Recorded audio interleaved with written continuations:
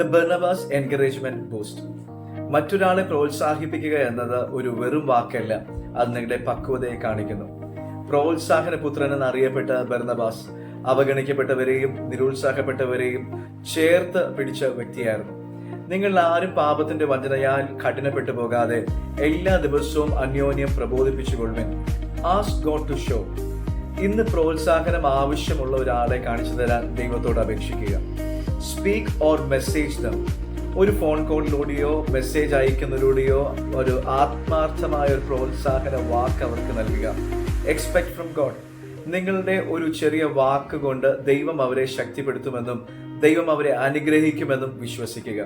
ലോകം കുറ്റപ്പെടുത്തുവാൻ കാരണങ്ങൾ തേടുമ്പോൾ സ്നേഹിക്കാൻ കാരണങ്ങൾ കണ്ടെത്തുന്നത് ക്രിസ്തുവിന്റെ സ്വഭാവമാണ്.